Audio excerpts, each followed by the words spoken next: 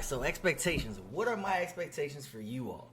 It's a mindset change. The first thing that we need to do is change our mindsets. The reason you guys are having credit card debts, it can range. It can be from you had a family emergency, you had a non-family emergency, you were immature and you just spent all the money and maxed them out, had no way to pay.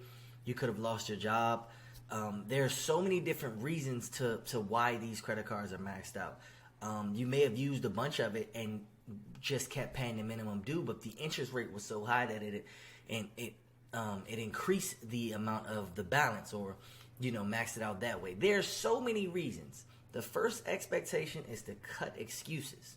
So let's not make any excuses. We don't care why the credit cards are maxed out anymore, right?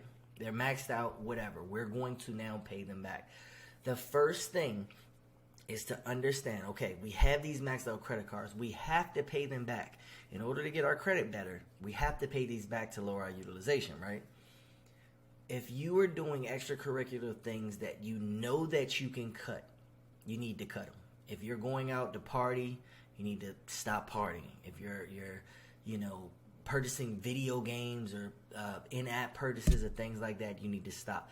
Anything that is not a necessity for the duration of this process that you're trying to. But before we get into all of that, like this video, share this video, and follow for more content. Let's get it, y'all.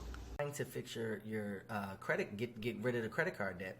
You need to understand that if it is not a necessity, all the money we have has to go toward these things.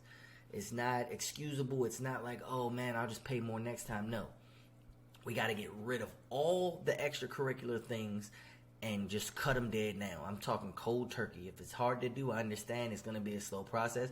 But if you truly want to get rid of this debt, you have to stop spending money on things that you don't truly need. Obviously, groceries, and gas, groceries, bills, things like that. Those are necessities. You have to spend money on them.